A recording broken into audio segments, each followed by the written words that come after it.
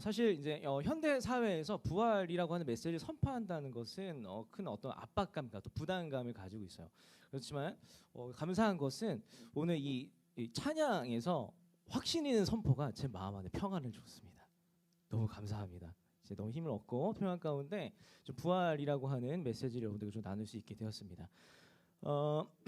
이제 제가 이제 갑자기 저희 고린도후서 본문을 읽게 되어서 여러분 당황스러우셨죠? 우리 구약 커리큘럼 하고 있는 중이었는데 이런 생각하셨죠? 네, 아주 훌륭하십니다. 함정에 걸려들지 않으셨어요. 네, 저희가 이제 부활주일이라고 하는 중요한 절기이기 때문에 구약 커리큘럼을 잠시 한 주간 쉬어가고 오늘 이후에 출애굽기 말씀을 계속 나누도록 하겠습니다. 그만큼 부활은 너무나 중요한 주제다 말할 수 있어요. 제가 이제 현대인들이 좀 들으면 가장 기분 나쁠 수 있는 말이 뭘까 좀 생각해봤어요. 제가 이제 진짜 리얼한 마음을 다해서 연기를 해볼 테니까 기분 나쁜지 아닌지 한번 확인해 주세요. 네, 너 없어 보여. 너무 웃으면서 얘기했나요? 제가 인상을 못 써요. 네, 너 없어 보여. 저는 개인적으로 이 오늘날 들을 수 있는 말 가운데 정말 기분 나쁠 수 있는 말이다 생각할 수 있어요. 이 말을 듣건데 우리는 왜 기분이 나쁠까요? 너 없어 보여라는 말이 왜 기분이 나쁠까요? 이 말은요, 이 결핍에 대한 우리의 두려움을 이렇게 톡 건드리는 말이기 때문입니다. 욕망을 자극하는 세상은요, 우리의 소유를 가지고 우리의 점수를 매겨요. 능력을 독촉하는 세상은 우리의 능력 유무를 가지고 우리의 점수를 매기기 때문이에요. 이러한 의미에서 나의 모자람을, 나의 연약함을, 아니 이제 직관적인 단어로 표현하면 내가 바보라는 것을 인정한다. 내가 바보라는 것을 인정한다는 것은 나 제대로 좀 사람 구실이나 하면서 살 수 있을까 싶은 불안감을 우리에게 준다는 것이죠. 그런데 소유와 능력과 상관없이 그냥 바보같이 살아도 괜찮겠구나라는 생각을 들게 하는 한 시가 있습니다. 바로 이문조 시인의 이 바보들이라는 시예요. 바보들이라는 시. 제가 한번 읽어드릴게요. 동네 골목길 담벼락에 쓰인 커다란 낙서 바보. 어릴 적 바보가 아주 큰 욕인 줄 알았다. 어른이 되어서야 바보가 욕이 아니란 걸 알게 되었다. 바보는 순수의 이음동의어. 모든 것이 돈으로 저울질되는 오늘날 돈도 안 되는 일을 하는 사람들 바보. 그 바보들 틈에서 노는 것이 마냥 즐겁다. 사실 우리가 누군가에게 성인이 되고 나서 어릴 때 그냥 너 바보 이럴 수 있죠. 그렇지만 성인이 되고 나서 너 바보니? 이런 이야기를 듣는 순간이요, 되게 이 세상의 기준에 어긋나 살아갈 때 그 세상의 기준을 판단받을 때 우리는 너 바보니? 라는 이야기를 자연스럽게 들으면서 살아간다는 것이죠. 그런 면에서 그리스도인으로 산다는 것은 어떤 면에서 바보 소리를 들으면서 살아가는 것과 같습니다. 바보로서 겪는 이 억울함과 답답함을 감수하면서 살아간다는 것인지도 모르겠어요. 세상에 말하는 것마다 족족족 거스르며 살아가는 것이기 때문이요. 이 세상에 보기에요, 이 주말은요 황금 같은 시간이에요. 놀아도 되고 이 경쟁 사회에서 승리하기 위해서 더 많은 것들을 택할 수도 있는 시간이 주말이에요. 근데 교회는 뭐랄까요? 교회를 세워요. 사람을 세우는 일을 하고 있는 겁니다. 세상이 보기에 그리스도인이라는 이유만으로 포기할 것을 강요받는 것 같아요. 상처받는 것을 택하는 바보 같은 삶을 살아가는 것처럼 보여요. 세상이 보기에 그리스도인은 참 이게 없어 보이는 바보처럼 보일 수 있습니다. 그런데 오늘 본문에 바울도요 정말 바보였습니다. 정말 바보였다고 할 수 있어요. 제가 개인적으로 직간접적으로 보고 경험하건데 사역자로서 참 힘든 순간이 있어요.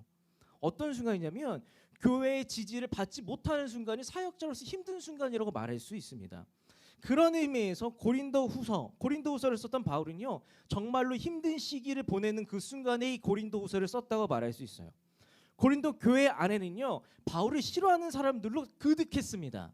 고린도 교회 안에는요 바울을 음해하는 사람들이 있었어요. 바울의 아픈 부분만 콕콕 집어서 말하는 사람들이 있었던 것이 고린도 교회였다 말할 수 있어요. 고린도 교회 사람들 바울을 어떻게 비난하면요 진짜 가장 비겁하게 비난을 해요. 외모 가지고 비난을 해요. 너 대머리지? 이런 걸로 비난하고 있는 거예요. 혹은 이런 걸 비겁해요. 너 말 더듬거리고 못하잖아. 저 말 더듬지 않아요? 방금 더듬지 않았어요? 말 못하잖아. 이렇게 비난하고. 너 내가 해본 경험한 적 있어? 너 진짜 사도 맞아? 라고 권위를 흔들고 있는 것이 고린도교의 모습이었어요. 그런데 그들이 비난을 받을 때 그 비난의 내용들은 죄다 사회적 기준, 세상적 기준을 가지고 이 사람이 사도냐 아니냐를 판단하고 있었던 것이 고린도 교회의 모습이었다라고 할 수 있습니다. 그때 바울은 고린도 교회를 향해서 이렇게 반응을 해요. 고린도후서 12장 9절 말씀입니다. 제가 읽겠습니다. 나는 나의 약한 것을 더욱 기쁜 마음으로 자랑하여 그리스도의 능력이 나에게 머물러 있도록 하겠습니다. 이런 얘기를 하고 있는 거예요. 맞아요. 저는 당신 말대로 바보예요. 맞아요. 전 당신 말대로 좀 모자랍니다. 인정했던 거예요. 그런데 중요한 표현을 덧붙입니다.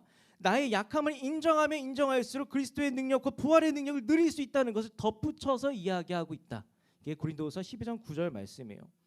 과연 부활의 능력이 무엇이건데 바울은 기꺼이 나의 약함을 인정하고 바보처럼 살만한 것처럼 이야기하고 있을까요? 이 시간 부활의 능력에 대해서 함께 고민하는 시간을 가지면 좋겠습니다. 그리고 부활의 능력으로 말미암아 세상의 기준을 용감하게 거스리며 살아가는 새청 청년들 모두가 되시기를 정말로 간절하게 도전합니다. 정말로 간절하게 도전합니다. 한번 따라서 이야기를 해볼게요. 자, 부활을 믿는 바울, 부활을 믿는 새청. 고린도후서 4장 13절 14절 함께 읽겠습니다. 시작.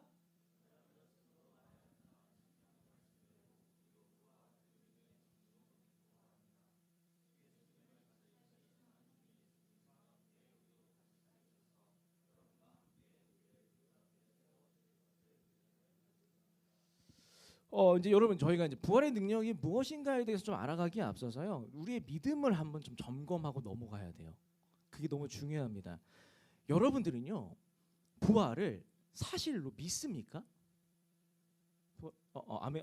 좋아요. 힘이 생깁니다. 네. 여러분 부활을 사실로 믿으세요?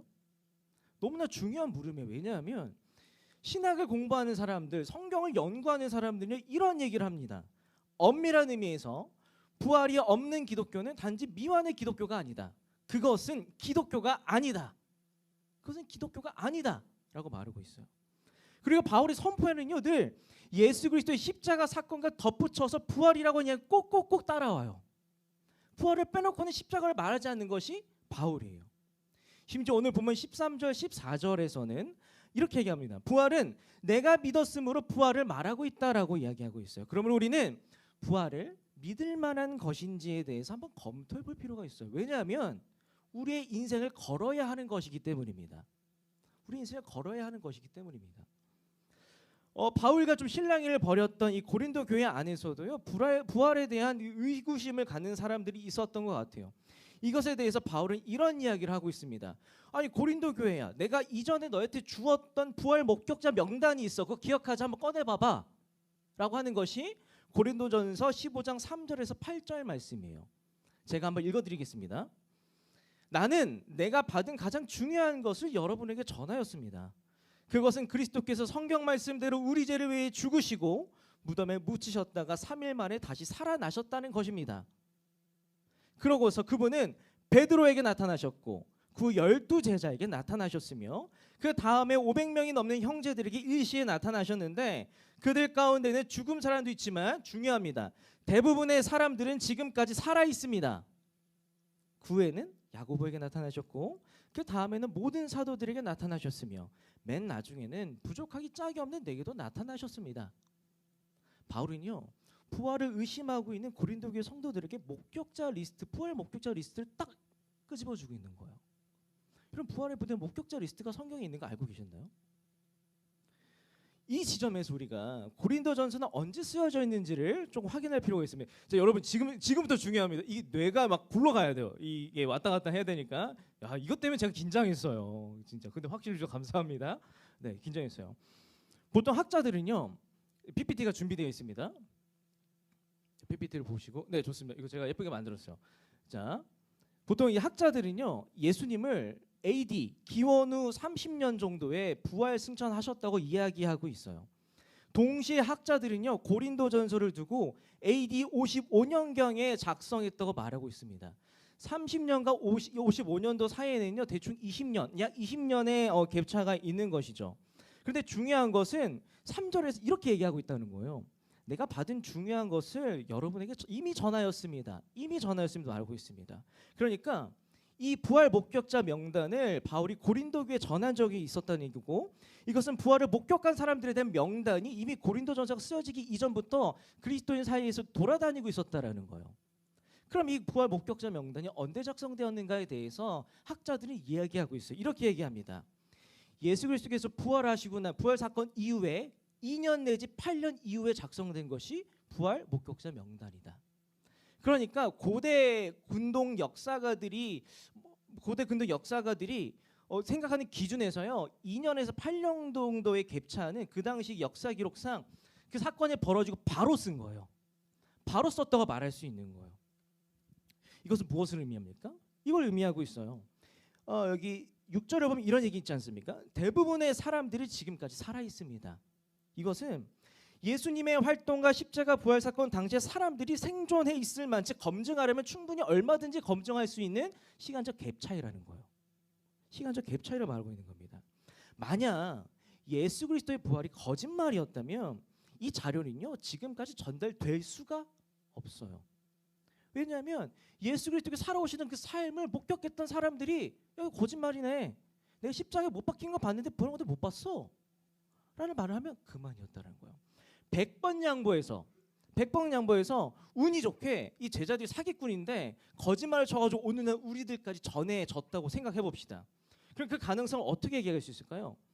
이 정도 가능성이면 이게 거짓말이 우리에게 전달될 만해요. 뭐냐면 제자들이 자신들의 자료에 반박을 하는 수많은 사람들 그때그때 암살해야지만이 고린도전서 그때 그 기록이 오늘날까지 운이 좋게 전달될 수 있는 것이, 이것이 부활의 거짓말이라고 말할 수 있는 가능성이다 말할 수 있다는 거예요. 고린도전서 15장에 등장하는 부활의 목격자들은요, 같은 시대를 살았던 사람들로부터 검증받은 사람들이다라고 말할 수 있어요. 이런 의미에서 바울은 15장을 통해 부활 사건에 대한 의문을 품는 고린도 교회 성도들에게 도전하고 있는 거예요. 이렇게 얘기하는 겁니다. 이 리스트 보이지? 이 명단이 있을까요? 못 믿겠으면 그 동네 걔한테 가서 물어봐. 거짓말인지 확인해봐. 이것이 고린도전서 15장의 부활 명단의 의미다. 그러니까 바울이 이만큼 예수 그리스도의 부활에 자신이 있었던 거예요. 확인해봐. 못 믿겠으면 살아있으니까. 이것이 고린도 15장 메시지다 말할 수 있다는 겁니다. 제가 이제 부활 사건을 조금 더 신뢰하기 위해서 이제 조금 더 객관적인 자료들이 있어요. 뭐냐면 이제 종교 사회학자들이 연구했던 유대 사회의 사회 구조와 제도, 벌써 이제 재미없잖아요. 제가 한번 풀어서 PPT 준비했거든요. 재미없을까봐. 네, 그래서 조금 우리가 생각해볼 필요가 있어요. 유대인들은요, 아시리아나 바벨론의 로마 제국의 침탈을 견디면서 살았어요. 근데 이제 우리가 이때 생각해야 되는 게 뭐냐면, 우리 이제 단체 신채호 선생님께서 뭐라고 얘기하죠? 뭐 역사를 잃은 민족은 뭐 정체성을 잃은 민족, 이런 얘기 하잖아요. 그러니까 유대 민족들도 부단히도 우리 유대 민족이라는 정체성을 잃지 않기 위해서 애썼던 사람들이에요. 그러니까 수많은 침탈을 받으면서도요, 지금까지 유대 민족이라는 그룹들이 살아남았던 이유라고 할 수 있습니다. 근데 그렇게 살아남을 수 있는 이유가 뭐였을까요? 유대인들에게는요, 유대 민족을 강력하게 붙들었던 5가지 사회 제도가 있었어요. 5가지 기둥이라고 부를 수 있는 사회 제도가 있었는데 이런 겁니다. 유대인들에게는 희생제사 제도가 있었어요. 첫 번째, 유대인들에게는 율법이라고 하는 것이 있어요. 세 번째, 유대인들에게는 안식일을 지켜야 한다는 규정이 있었어요. 네 번째, 유대인들은 강력한 유일신을 믿었습니다. 다섯 번째, 유대인들은요, 메시아를 고대하는데 정치적 메시아, 우리 유대 민족만을 알아서 케어해 줄 수 있는 다윗 같은 왕을 기다려라 교육받으면서 살았다라는 거예요.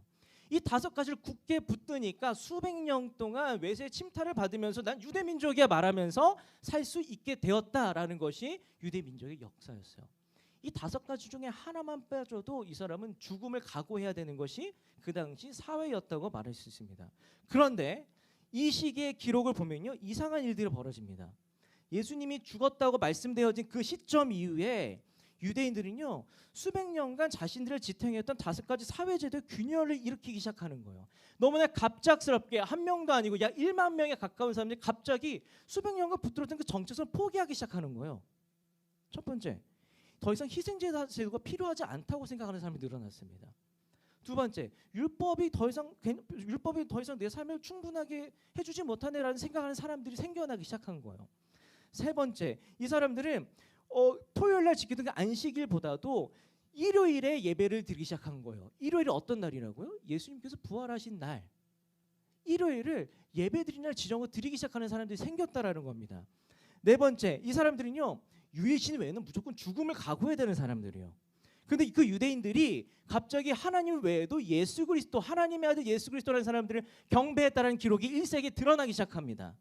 다섯 번째, 이거요. 유대인들은요, 평생 우리 유대 민족들만 구원할 수 있는 정치적 메시아가 올 거야라는 얘기를 했지만, 예수 그리스도 죽음과 부활 이후 사건이 죽음과 부활이 일어났다고 하는 그 사건 이후에 유대인들은요, 메시아라고 하는 그 생각이 달라져요. 아, 우리만 구원하는 것이 아니라 우주를 구원하는 메시아가 오셨네, 이미 오셨네 라고 말하는 유대인들이 늘어나기 시작했다는 겁니다. 이런 급진적인 변화를 야기할 수 있는 것은요, 일으킬 수 있는 것은요, 다른 것이 없어요. 부활밖에 없다. 부활밖에 없다. 유대인들은 얼마 전에 죽었던 예수 그리스도의 부활을 보니까 예수님께서 하셨던 말이 진짜였네 라는 생각을 하게 된 겁니다. 더 이상 희생제사도 율법주의도 안식일도 무의미해진 거예요. 하나님과 더불어서 하나님의 아들 예수 그리스도를 경배하는 것이 중요해졌다. 이것은 단지 성경의 기록뿐만 아니라 그 당시 역사가 전해져 오는 유대사회의 사회적 변화였다 말할 수 있습니다. 이런 드라마틱한 사회적인 변화를 일으킬 수 있는 건요, 아무리 생각해도 부활밖에 없다라는 것이 수많은 사람들의 고민의 흔적입니다. 다시 이제 제 삶으로 돌아와 볼게요. 제가 이제 신학교에는요, 믿음 좋은 사람들만 갈까요? 믿음 안 좋은 사람도 갈까요? 안 좋은 사람도 가요. 저 같은 사람도 갔어요. 근데 이제 회심해서 이제 있는 건데, 이제 신학교를 가는 사람들 중에 불가지론이라고 말할 수 있는 사람들도 많이 와요. 이것도 맞는 것 같고 이것도 맞는 것 같고 뭐가 맞는지 고민해봐야겠다가 오는 사람들이 있습니다. 그중 가운데 제가 정말로 사랑하는 친구가 한 명 있어요. 근데 저는 그 사랑하는 그 친구에 애증의 마음을 갖고 있습니다. 왜냐하면 그게 너무 불가지론이거든요. 근데 그냥 제가 이렇게 어떻게 예배를 드려 책에도 은혜를 받았어요. 야, 누구야? 나 이거 은혜 받았다. 그러면 초를 치기 시작하는 거예요. 야, 이거 그래서 그런 걸걸? 이거 설명할 수 있을걸? 야, 너 이거 반대 의견도 있어 라는 얘기를 하는 겁니다. 이게 반복되니까 아무리 친한 친구도 화가 나는 거예요. 그래서 야, 너는 이런 신앙관을 가지고 있으면서 신학교에 온 이유가 뭐니? 물어보니까 그 친구가 단호하게 얘기했습니다. 친구야, 내가 수많은 의심을 갖고 있음에도 불구하고 신학교에 온 이유는 부활 때문이야. 부활 때문이야. 예수님을 배신했던 그 제자들이 갑자기 순교자를 변모하게 된 계기를 부활 말고 내가 설명할 수가 없어. 사기꾼, 100번 양보 사기꾼이라고 한 그 제자들, 사기꾼이라 할 만한 그 제자들이 갑자기 순교자로 변모할 수 있는 가능성은 부활밖에 없어. 제자들의 삶이 이런 혁명과 같은 변화, 기꺼이 목숨을 내어놓기까지 복음을 들고 세상으로 나가게 했던 그 변화는 내가 부활 말고는 설명할 길이 없어. 그 친구가 그렇게 얘기하더라고요. 그때 부활이 이렇게 중요한 거구나라는 것을 저도 새삼 묵상하고 깨닫게 되었습니다. 지금까지 예수님의 부활에 대해서 우리가 신뢰할 만한가, 인생을 던질 만한가에 대해서 이야기를 좀 나눠봤어요. 저는 좀 간절하게 좀 선포하고 싶어요. 부활을 믿으세요. 그러나 제가 이 부활을 선포한다 한들 여러분들이 고민하고 믿어야 할 그 결단의 문제입니다. 그러면 저는 여러분들에게 도전하고 싶어요. 여러분들이 스스로 그리스도인이라고 생각하신다면 예수 그리스도의 부활에 대해서 좀 진지하게 생각해 보시기 바랍니다. 진지하게 숙고하시기 바랍니다. 바울은 예수님의 부활이 거짓말이라고 한다면 우리의 모든 신앙생활은 헛된 것입니다라고까지 말하고 있어요. 하지만 부활이 진짜라면요, 우리 삶은 달라질 수밖에 없어요. 지금까지 살았던 삶과는 다른 인생을 살아갈 수밖에 없어요. 부활에 대한 확신으로 말미암아 부활과 초대교회 믿음의 선배들이 죽음을 두려워하지 않듯 우리는 죽음을 두려워하지 않는 삶을 살게 될 것이기 때문입니다.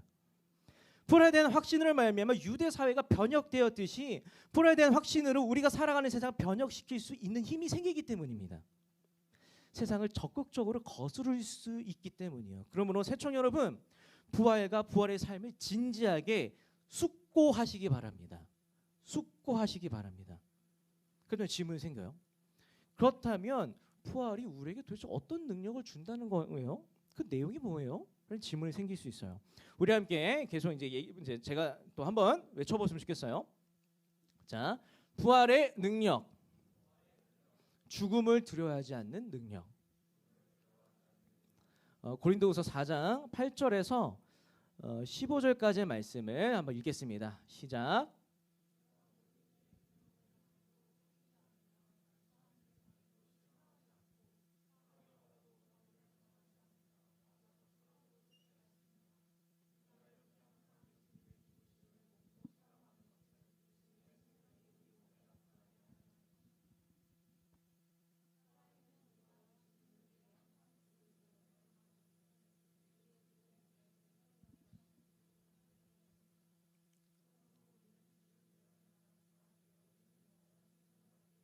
자, 여기까지 15절은 제가 읽을게 힘드시죠? 네, 제가 읽겠습니다. 이 모든 것은 다 여러분의 유익을 위한 것입니다. 그래서 더 많은 사람이 넘치는 은혜를 받고 감사함으로 하나님의 영광을 찬양하게 하려는 것입니다. 여러분, 부활이 진짜라면 여러분들에게 부어지고 있는 부활의 능력도 진짜입니다. 그럼 부활의 능력은 뭘까요? 우리께서 말한 것처럼 죽음을 이기는 힘이 부활의 능력이다 말할 수 있어요.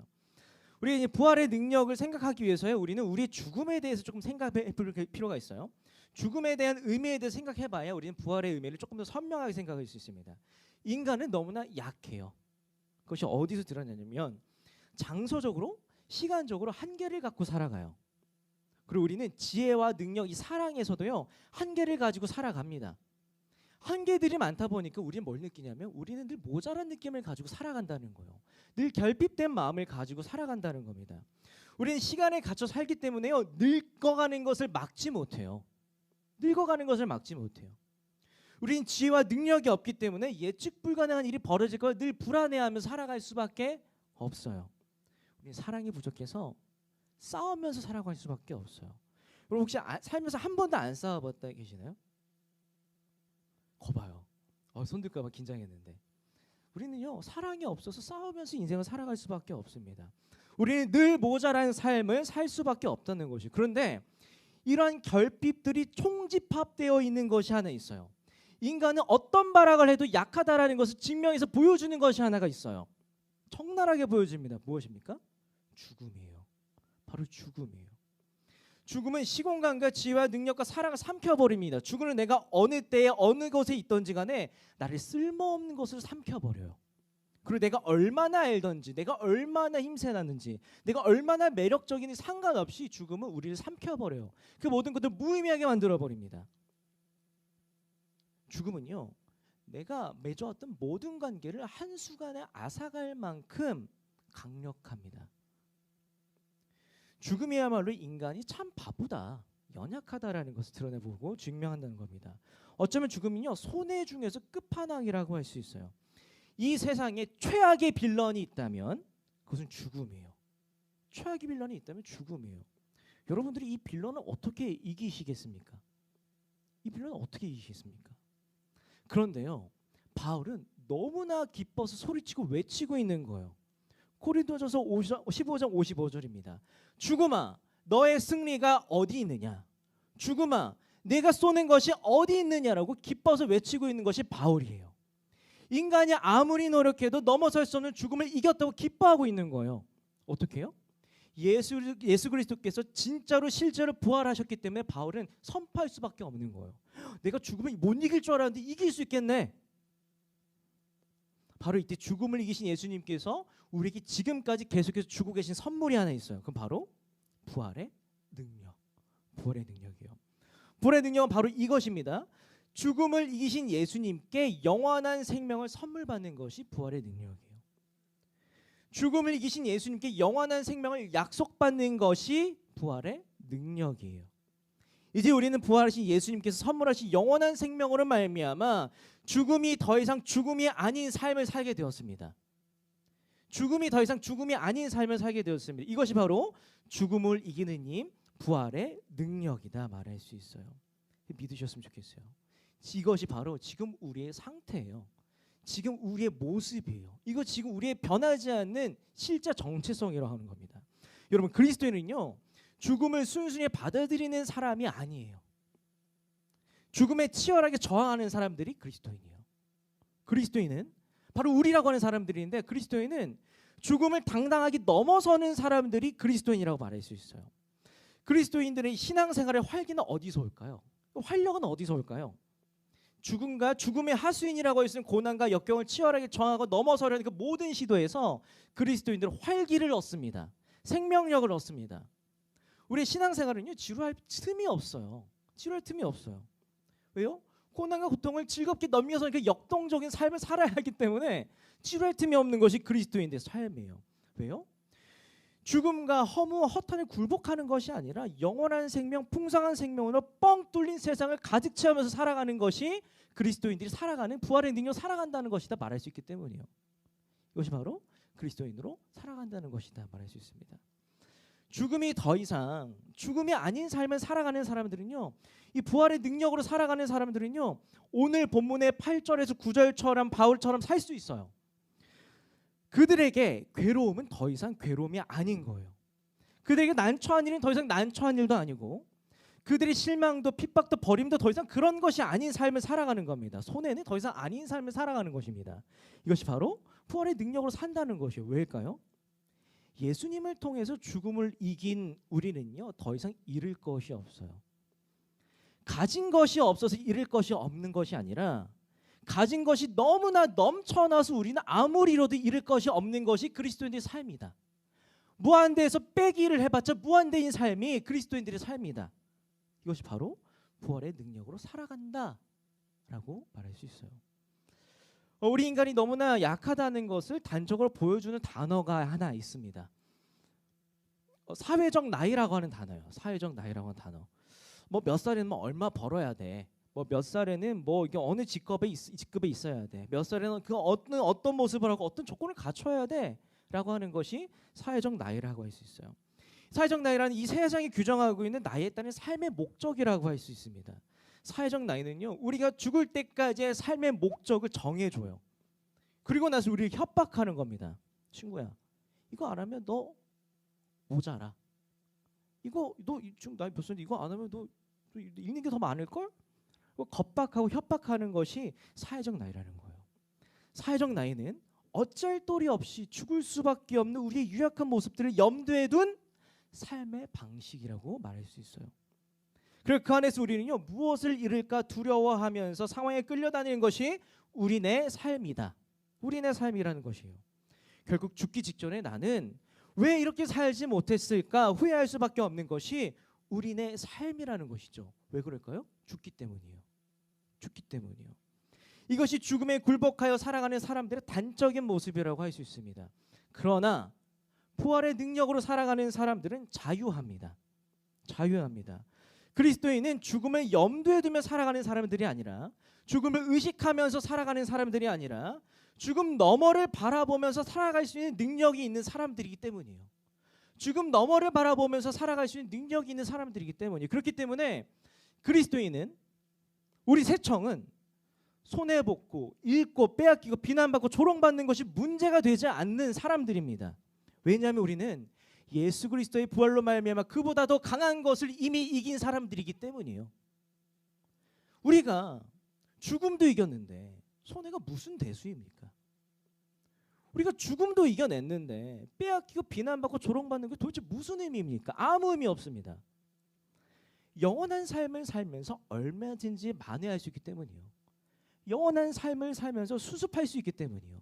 영원한 삶을 살면서 내 삶을 아름답게 가꾸는 그 삶이 멈추지 않기 때문이에요. 이런 삶이 우리의 삶이 된다. 이것이 바로 부활의 능력이다 말할 수 있어요. 이 부활의 능력을 알고 있던 바울은 고린도 교회 성도들이 세상의 기준으로 날 가지고 아무리 비난해봤자 아무 의미가 없기 때문에 이렇게 말할 수 있었던 거예요. 제가 다시 한번 읽겠습니다. 고린도후서 12장 9절 말씀이요. 나는 나의 약한 것을 더욱 기쁜 마음으로 자랑하여 그리스도의 능력이 나에게 머물러 있도록 하겠습니다. 하겠습니다. 이것이 부활의 능력으로 말미암아 자기를 비난하는 사람들 앞에서 버텨설 수 있는 믿음의 고백이에요. 제가 이전에도 소개해드렸던 이 믿음의 선배들이 있습니다. 부활의 능력으로 살아서 선배들의 이야기예요. 제가 감명 깊게 읽었던 이 로드니 스타크라고 하는 종교 사학자, 그러니까 종교 역사를 연구하시는 분이세요.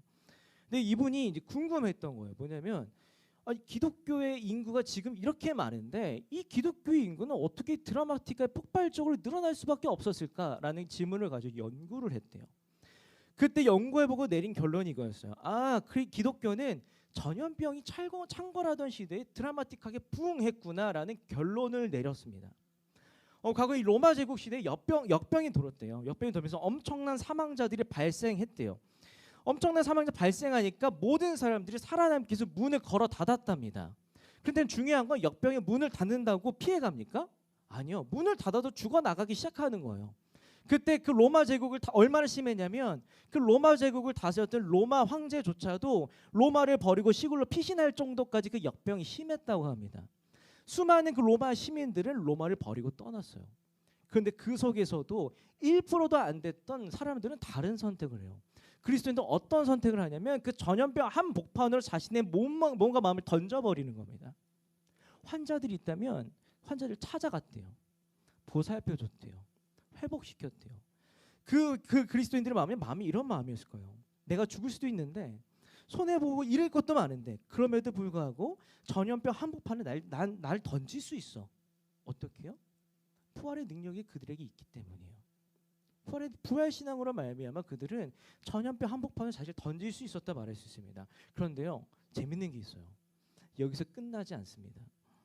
그리스도인들이 환자들을 가까이서 돌보는데 오히려 그리스도인들의 생존율이 확 올라갔답니다. 왜냐하면 전염병에 대한 면역력이 생겨버리는 거예요. 그러다 보니까 저 그리스도인들의 생존력이 올라가니까 로마 시민들이 그걸 깨달은 거예요. 뭐야?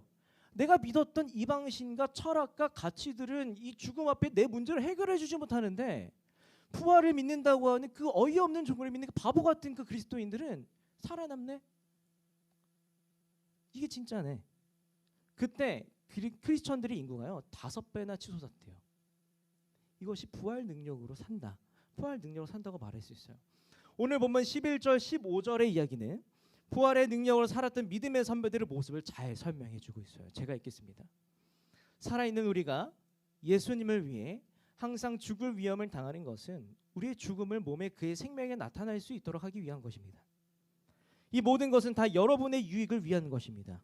그래서 더 많은 사람이 넘치는 은혜를 받고 감사함으로 하나님의 영광을 찬양하게 하려는 것입니다.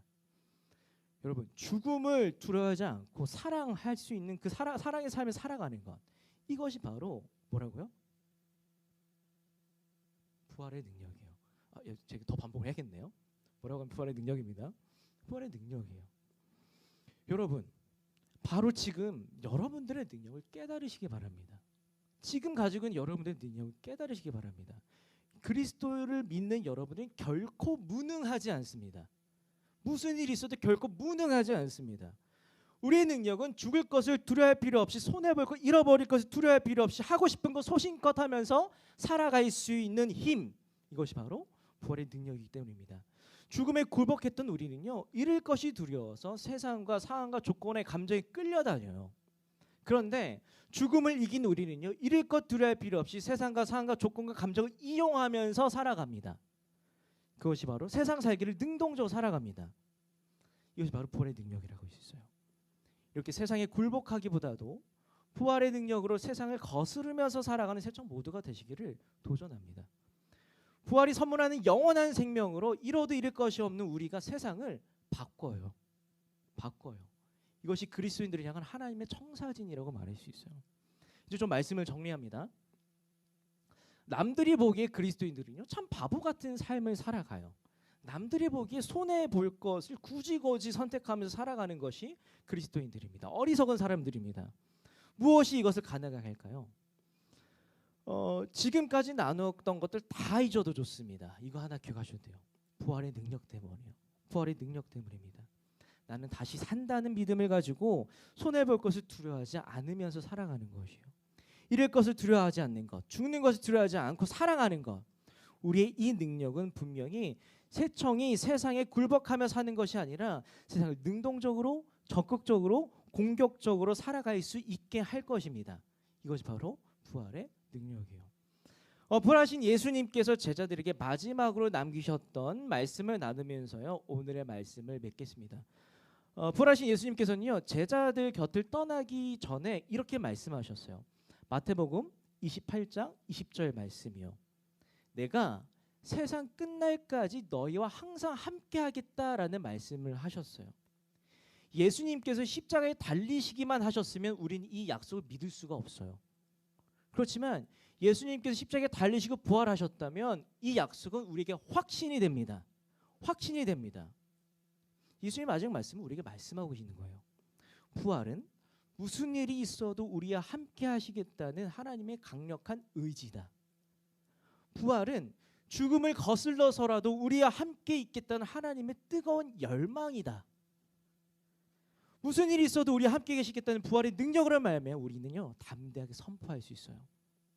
그러므로 죽음이나 생명이나 천사들이나 지옥의 권세나 현재의 일이나 장래의 일이나 능력이나 높은 것이나 깊은 것이나 그 밖에 그 어떤 피조물도 우리 주 그리스도 예수님 안에 있는 하나님의 사랑에서 우리를 끊을 수 없다고 확신합니다. 확신합니다. 부활이 이것을 보증해요. 사랑하는 새청 여러분, 예수 그리스도의 부활을 믿으십시오. 부활의 능력으로 살아가십시오. 부활은 그 어느 것보다도 가장 리얼한 현실이에요. 부활은 그 어느 것보다도 가장 리얼한 현실이고 가장 리얼한 진짜입니다. 부활을 믿으며 살아가시기 바랍니다.